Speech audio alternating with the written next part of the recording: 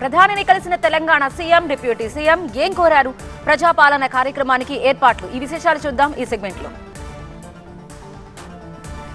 పాలమూరు రంగారెడ్డి ప్రాజెక్టుకు జాతీయ హోదా, ఏపీ పునర్విభజన చట్టంలోని హామీలు నెరవేర్చాలని తెలంగాణ ముఖ్యమంత్రి రేవంత్ రెడ్డి, ఉప ముఖ్యమంత్రి భట్టి విక్రమార్క ప్రధాని మోదీకి విజ్ఞప్తి చేశారు. ముఖ్యమంత్రి, ఉప ముఖ్యమంత్రి హోదాలో ఇద్దరు నాయకులు ఢిల్లీలో తొలిసారి ప్రధాని మోదీతో భేటీ అయ్యారు. దాదాపు అరగంట పాటు జరిగిన ఈ సమావేశంలో తెలంగాణకు సంబంధించిన అనేక అంశాల్ని ప్రధాని దృష్టికి సీఎం, డిప్యూటీ సీఎం తీసుకొచ్చారు. ప్రధానితో భేటీ తర్వాత సీఎం, డిప్యూటీ సీఎం మీడియాతో మాట్లాడారు. కేంద్రం తరపున తెలంగాణకు సాయం చేయాలని ప్రధానిని కోరామని డిప్యూటీ సీఎం భట్టి విక్రమార్క వెల్లడించారు. ఫెడరల్ స్ఫూర్తికి విఘాతం కలగకుండా చూడాలని ప్రధానికి విజ్ఞప్తి చేసినట్టు తెలిపారు.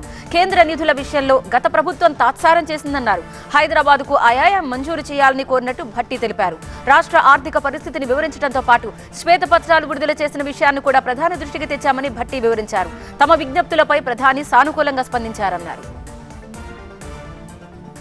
6 గ్యారంటీల కోసం ప్రజల నుంచి డిసెంబర్ 28 నుంచి జనవరి 6 వరకు దరఖాస్తులు స్వీకరిస్తామని మంత్రి శ్రీధర్ బాబు వెల్లడించారు.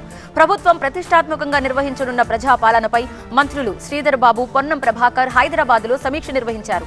దరఖాస్తుల స్వీకరణకు హైదరాబాద్లో 6 జోన్లలో ప్రత్యేక ఏర్పాట్లు చేస్తున్నట్టు వెల్లడించారు. ప్రతి ప్రాంతంలో 2 బృందాలుంటాయని, మహిళలు, దివ్యాంగుల కోసం ప్రత్యేక క్యూలు ఏర్పాటు చేస్తామని మంత్రులు ప్రకటించారు. రాజకీయాలకు అతీతంగా ఎమ్మెల్యేలు, కార్పొరేటర్లు ప్రజాపాలనకు సహకరించాలని పొన్నం విజ్ఞప్తి చేశారు. మేనిఫెస్టోలో ఇచ్చిన హామీలు రెండింటినీ అధికారంలోకి వచ్చిన 2 రోజుల్లోనే అమలు చేసిన చరిత్ర గతంలో ఎన్నడూ లేదని మంత్రులు కోమటిరెడ్డి వెంకటరెడ్డి, పొంగులేటి శ్రీనివాసరెడ్డి అన్నారు. ప్రభుత్వమే ప్రజలకు వెళ్లే కార్యక్రమం ప్రజాపాలనని తాము చేపట్టబోతున్నామని వెల్లడించారు. ప్రజాపాలనలో దరఖాస్తులు తీసుకోవడం మాత్రమే కాదు, వాటికి రసీదులు కూడా ఇస్తామని ప్రకటించారు. గత ప్రభుత్వం తప్పులు చేసిందని, కుంటి సాకులతో తాము తప్పించుకోబోమని చిత్తశుద్ధితో పనిచేస్తామని చెప్పారు. ప్రజల ఆకాంక్షలు నెరవేర్చేలా 6 గ్యారంటీలు అమలు చేస్తామని మంత్రి జూపల్లి కృష్ణారావు స్పష్టం చేశారు. తెలంగాణ ప్రజల ఆకాంక్షలు నెరవేర్చాలనే సదాశయంతో కాంగ్రెస్ ప్రభుత్వం 6 గ్యారంటీలని బృహత్తర కార్యక్రమానికి శ్రీకారం చుట్టిందని నిజామాబాద్లో అన్నారు. ఉమ్మడి నిజామాబాద్ జిల్లాలో ప్రజాపాలనపై అధికారులతో జూపల్లి సమీక్ష నిర్వహించారు. అధికారులు జవాబుదారీతనంతో పనిచేయాలని కోరారు. ప్రజల నుంచి దరఖాస్తులు స్వీకరించి ఆ డేటాను డిజిటలైజ్ చేయాలని అధికారులను ఆదేశించారు. అసెంబ్లీ ఎన్నికల్లో అనుకున్న ఫలితం రాకపోయినా తమ ఓట్ల శాతం పెరిగిందని తెలంగాణ బీజేపీ అధ్యక్షుడు కిషన్ రెడ్డి అన్నారు. పార్లమెంట్ ఎన్నికల సన్నద్ధత కోసం ఈ నెల 28న రాష్ట్ర స్థాయి సమావేశాన్ని ఏర్పాటు చేసినట్టు కిషన్ రెడ్డి ప్రకటించారు. ఈ సమావేశంలో కేంద్ర హోంమంత్రి అమిత్ షా, బీజేపీ జాతీయ అధ్యక్షుడు నడ్డా పాల్గొన్నారు. ఈ సమావేశంలో పార్లమెంట్ ఎన్నికల కోసం 90 రోజుల కార్యాచరణ నిర్ణయిస్తామని కిషన్ రెడ్డి ప్రకటించారు. చాలా మంది బీజేపీలో చేరేందుకు సిద్ధంగా ఉన్నారని కిషన్ రెడ్డి తెలిపారు.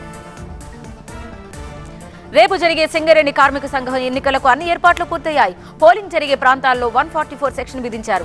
ఉదయం 7 గంటల నుంచి సాయంత్రం 5 గంటల వరకు పోలింగ్ నిర్వహిస్తారు. రాత్రి 7 గంటలకు ఓట్ల లెక్కింపు చేపడతారు. కార్మికుల్ని ప్రసన్నం చేసుకునేందుకు అన్ని ప్రధాన కార్మికులు సంఘాలు తీవ్రంగా ప్రయత్నించాయి. అసెంబ్లీ ఎన్నికల్లో కలిసికట్టుగా పోటీ చేసిన కాంగ్రెస్, సిపిఐ సింగరేణి ఎన్నికల్లో మాత్రం వేర్వేరుగా పోటీ చేస్తున్నాయి. మొత్తం 13 కార్మిక సంఘాలు ఈ ఎన్నికల బరిలో ఉన్నాయి. సింగరేణిలో మొత్తం 39,809 మంది ఓటర్లున్నారు. తబ్లీగీ జమాతేకు నిధులిచ్చిన తెలంగాణ సర్కారుకు అయ్యప్ప స్వాముల కష్టాలు కనిపించడం లేదా అని బీజేపీ జాతీయ ప్రధాన కార్యదర్శి బండి సంజయ్ ప్రశ్నించారు. హిందూ మత విశ్వాసాలను దెబ్బతీసే కుట్ర జరుగుతోందని ఆరోపించారు. పాస్టర్లు, ఇమాంలకు జీతాలిస్తూ గురువులు, అర్చకుల్ని గాలి కుదిలేస్తారా అని ప్రశ్నించారు. హైదరాబాద్ ప్రజాభవన్ దగ్గర యాక్సిడెంట్ కేసులో పోలీసుల నిర్వాకం బయటపడింది. ప్రమాదం జరిగిన తర్వాత మాజీ ఎమ్మెల్యే షకీల్ కుమారుడు సోహైల్ ను అదుపులోకి తీసుకున్న పోలీసులు అతన్ని పోలీస్ స్టేషన్ కు తరలించారు. ఆ తర్వాత షకీల్ అనుచరులు స్టేషన్ కు వచ్చి పని మనిషిని కేసులో ఇరికించి సోహైల్ ని విడిపించుకెళ్లారు. ఈ వ్యవహారం అంతా సీసీ కెమెరాలో రికార్డు అవడంతో విచారణ జరుపుతున్నారు ఉన్నతాధికారులు.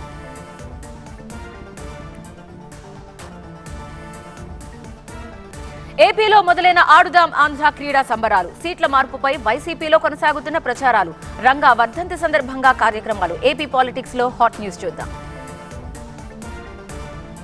గ్రామీణ క్రీడాకారుల ప్రతిభను గుర్తించేందుకు అతిపెద్ద క్రీడా ఉత్సవం ఆడుదాం ఆంధ్రాను ఏపీ సీఎం జగన్ ప్రారంభించారు.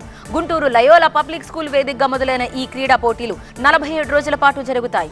గ్రామ, వార్డ్, సచివాలయం స్థాయి నుంచి రాష్ట్ర స్థాయి వరకు cricket, volleyball, kabaddi, kho kho, badminton ఆటల్లో పోటీలు జరుగుతున్నాయి.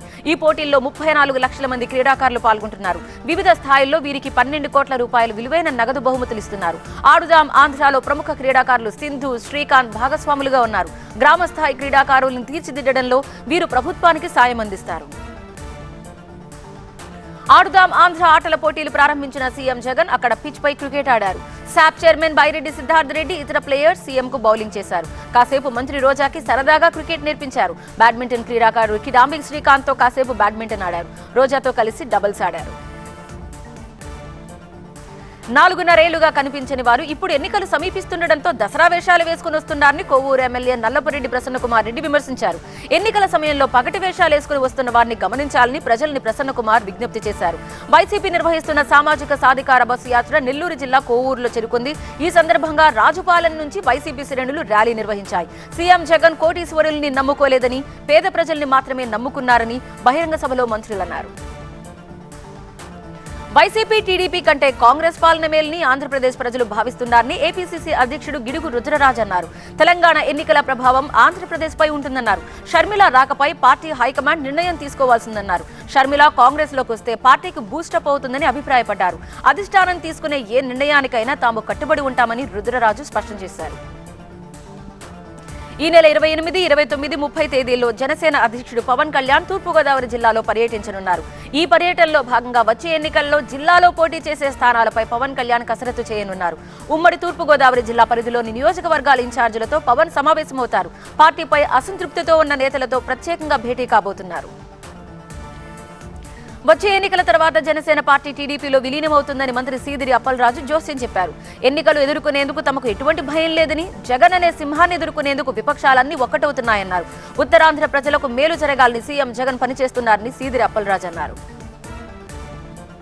175కు 175 సీట్లు గెలవాలనే వ్యూహంలో భాగంగానే సామాజిక సమీకరణాలని పరిగణలోనికి తీసుకుంటూ సీఎం జగన్ అభ్యర్థుల్ని మార్చుతున్నారని మంత్రి రోజా అన్నారు. తనకు నగరి నుంచి మళ్లీ పోటీ చేసే అవకాశం కల్పించకపోయినా తనకు ఇబ్బంది లేదని స్పష్టం చేశారు. అయితే తనని మార్చుతారని తాను అనుకోవడం లేదని అన్నారు. మార్చాల్సిన పరిస్థితే వస్తే సంతోషంగా త్యాగం చేస్తానని రోజా తెలిపారు. తనది స్వాతి నక్షత్రమని, తనకు శత్రువులు ఎక్కువని, తనకు ఏదైతే జరిగితే లక్ష్మీ నరసింహస్వామి చూసుకుంటారని రోజా అన్నారు. మంగళగిరిలో పానకాల నరసింహస్వామిని రోజా దర్శించుకున్నారు. త్వరలో ఎన్నికలు జరగనున్న ఏపీలో వంగవీటి రంగాకు విపరీతమైన ప్రాధాన్యత ఏర్పడుతోంది. రంగా వర్ధంతి సందర్భంగా ఉమ్మడి చిత్తూరు జిల్లాలో రాజకీయ పార్టీలు, కుల సంఘాలు అనేక కార్యక్రమాలు నిర్వహించాయి. శ్రీకాళహస్తిలో ఎమ్మెల్యే బియ్యపు మధుసూదన్ రెడ్డి రంగా విగ్రహాన్ని ఆవిష్కరించారు. తిరుపతిలో రంగా చిత్రపటానికి టీడీపీ నాయకులు నివాళులర్పించారు. ప్రభుత్వ విప్ కాపు రామచంద్రారెడ్డి రాజకీయ ఉన్మాదని మాజీ మంత్రి కాలువ శ్రీనివాసులు తీవ్ర స్థాయిలో మండిపడ్డారు. 6 నెలల్లో ఆయనతో ఊచల్లెక్కిట్టేస్తానన్నారు. అవినీతి, అరాచకాలు నిత్యకృత్యంగా మార్చుకుని కాపు రామచంద్రారెడ్డి నికృష్ట పనులు చేస్తున్నారని కాలువ శ్రీనివాసులు ఆరోపించారు. కాపు రామచంద్రారెడ్డి వల్ల రాయదుర్గం నియోజకవర్గానికి ఏ మేలు జరగలేదన్నారు. తెలంగాణలో అమల్లోకి వచ్చిన ట్రాఫిక్ చలాన్లపై డిస్కౌంట్, 5 భాషల్లో భగవద్గీత ముద్రించిన టీటీడీ, భూముల రీసర్వేపై ఆందోళనలు. 2 తెలుగు రాష్ట్రాలకు సంబంధించిన వార్తలు ఇప్పుడు చూద్దాం. పెండింగ్ ట్రాఫిక్ చలాన్లు క్లియర్ చేసేందుకు తెలంగాణ ప్రభుత్వం ప్రకటించిన రాయితీ అమల్లోకి చేసింది. దీనికి సంబంధించిన ఆదేశాలని ప్రభుత్వం జారీ చేసింది. 2 వీలర్స్, 3 వీలర్స్ కు 80%, ఆర్టీసీ బస్సులకు 90%, ఇతర వాహనాలకు 60% తగ్గింపుతో వాహనదారులు తమ చలాన్లు చెల్లించవచ్చు. పాల ఉత్పత్తిలో ప్రపంచంలో భారతదేశం అగ్రస్థానంలో ఉందని కేంద్ర డైరీ డెవలప్మెంట్ శాఖ మంత్రి పురుషోత్తం రూపాలా అన్నారు. 140 కోట్ల జనాభా ఉన్నప్పటికీ పాల తలసరి అందుబాటులో భారతదేశం మొదటి స్థానంలో ఉండడం గర్వించదగ్గ విషయమన్నారు. నేషనల్ ఫిషరీస్ డెవలప్మెంట్ బోర్డు సమావేశంలో పాల్గొనేందుకు విశాఖపట్నం వచ్చి కేంద్ర పాడి పరిశ్రమ శాఖ మంత్రి పురుషోత్తం రూపాలా విశాఖ డైరీని సందర్శించారు. విశాఖ డైరీ పనితీరును కేంద్ర మంత్రి అభినందించారు. విశాఖ పర్యటన సందర్భంగా వ్యవస్థాపక చైర్మన్ అడారి తులసిరావు విగ్రహాన్ని రూపాలా ఆవిష్కరించారు. 5 భాషల్లో ముద్రించిన భగవద్గీత పుస్తకాలను టీటీడీ చైర్మన్ భూమన కరుణాకర్ రెడ్డి తిరుమలలో విడుదల చేశారు. అలాగే స్థానిక ఆలయాల చిత్రాలతో కూడిన క్యాలెండర్ను కూడా ఆయన విడుదల చేశారు. గురువారం నుంచి టీటీడీ ఉద్యోగులకు ఇంటి స్థలాల పట్టాల పంపిణీ చేపట్టాలని టీటీడీ ధర్మకర్తల మండలి నిర్ణయించింది. 3,500 మంది రిటైర్డ్ టీటీడీ ఉద్యోగుల కోసం 85 కోట్ల రూపాయలతో 350 ఎకరాల స్థలం కొనుగోలు చేసి వారికి పంపిణీ చేయాలని ట్రస్ట్ బోర్డు సమావేశంలో నిర్ణయం తీసుకున్నారు. మాజీ ఎమ్మెల్యే దివంగత చల్లా రామకృష్ణారెడ్డి కుటుంబంలో వివాదాలు సద్దుమణగడం లేదు. కుటుంబంలో జరుగుతున్న గొడవలు పోలీస్ స్టేషన్కు చేరడంతో కేసులు నమోదవుతున్నాయి. ఆస్తుల పంపకం, భూములు, షేర్లు, స్థలాలు, ఇళ్లకు సంబంధించిన కుటుంబ సభ్యుల మధ్య వివాదం నెలకొంది. చల్లా రామకృష్ణారెడ్డికి కోట్లు విలువ చేసే షేర్లున్నాయి. వీటిని తీసుకునేందుకు కుటుంబ సభ్యుల మధ్య వివాదం తారాస్థాయికి చేరింది. ఈ వివాదం కోర్టుకెక్కడంతో వైసీపీ నాయకులు ఎవ్వరూ కూడా జోక్యం చేసుకునేందుకు ఇష్టపడటం లేదు. వేతన ఒప్పందం అమలు, జిందాల్తో కుదుర్చుకున్న ఒప్పందాన్ని రద్దు చేయాలన్న డిమాండ్తో విశాఖ స్టీల్ ప్లాంట్ కార్మికులు విశాఖ స్టీల్ ప్లాంట్ పరిపాలనా భవనాన్ని ముట్టడించారు.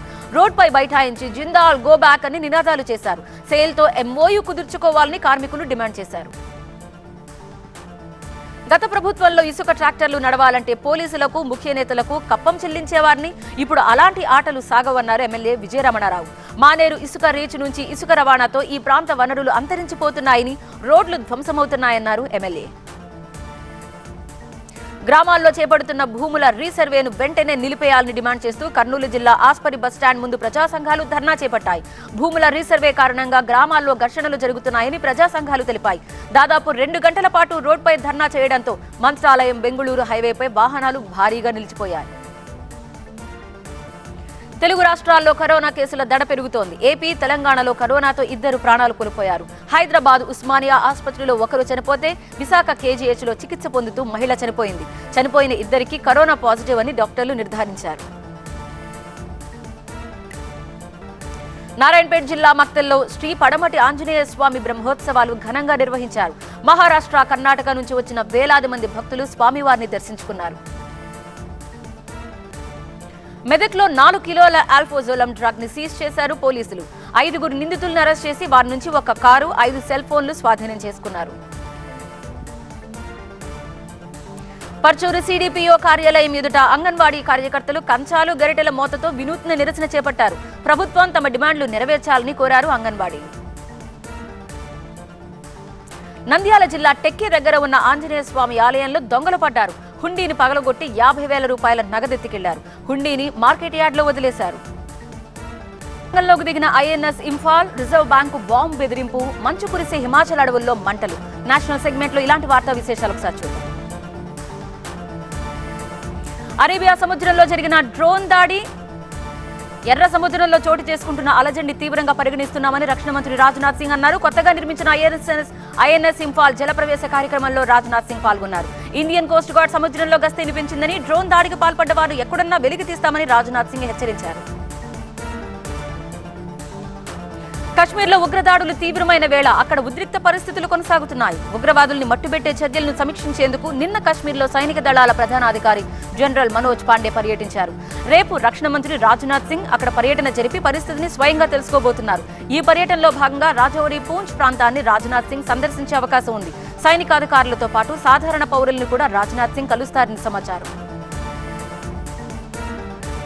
పొరుగు దేశం పాకిస్తాన్తో చర్చలు ప్రారంభించకపోతే గాజాకు పట్టిన గతే భారత్కు పడుతుందని నేషనల్ కాన్ఫరెన్స్ అధ్యక్షుడు ఫరూక్ అబ్దుల్లా సంచలన వ్యాఖ్యలు చేశారు. 2 దేశాల మధ్య చర్చల ప్రక్రియ మొదలై స్నేహపూర్వకంగా ఉంటే 2 దేశాలు పురోగతి సాధించగలవని ఆశాభావం వ్యక్తం చేశారు. బాంబ్ కాల్తో దేశ రాజధాని ఢిల్లీ ఉలిక్కిపడింది. ఢిల్లీలోని చాణక్యపూర్లోని ఇజ్రాయెల్ ఎంబసీ సమీపంలో పేలుడు చోటు చేసుకుందని ఢిల్లీ ఫైర్ విభాగానికి గుర్తు తెలియని వ్యక్తులు కాల్ చేశారు. రాయబార కార్యాలయం వెనుకున్న ఖాళీ స్థలంలో పేలుడు జరిగిందని ఆ వ్యక్తి ఫైర్ డిపార్ట్మెంట్ కు తెలియజేశారు. మరోవైపు కేంద్ర ఆర్థిక మంత్రి నిర్మలా సీతారామన్ ఆర్బీఐ గవర్నర్ శక్తికాంత్ దాస్ రాజీనామా చేయాలని డిమాండ్ చేస్తూ RBI, HDFC bank, ICICI bank కొందరు బెదిరింపు ఈమెయిల్స్ పంపించారు. ముంబైలోని 11 ప్రాంతాల్లో బాంబు దాడులకు పాల్పడబోతున్నామని ఈమెయిల్లో పేర్కొన్నారు. ఈమెయిల్లో పేర్కొన్న ప్రాంతాలను పోలీసులు పరిశీలించి అక్కడేమీ లేవని గుర్తించారు. జనవరి 22న అయోధ్య రామ మందిర ప్రాణ ప్రతిష్టకు తాను హాజరు కావడం లేదని సిపిఎం ప్రధాన కార్యదర్శి సీతారాం ఏచూరి స్పష్టం చేశారు. మత విశ్వాసాలను రాజకీయం చేస్తుండడం దీనికి కారణమని ప్రకటించారు. మందిర ప్రారంభోత్సవాన్ని ప్రభుత్వ కార్యక్రమంగా మార్చేశారని ఏచూరి విమర్శించారు. ఇది భారత రాజ్యాంగానికి విరుద్ధమని వ్యాఖ్యానించారు. వరదలతో అతలాకుతలమైన తమిళనాడులోని తూతుకుడిలో కేంద్ర ఆర్థిక మంత్రి నిర్మలా సీతారామన్ పర్యటించారు. వరద పరిస్థితిపై జిల్లా కలెక్టర్, మంత్రులు, తూతుకుడి ఎంపీ కనిమొళితో కలిసి సమీక్షించారు.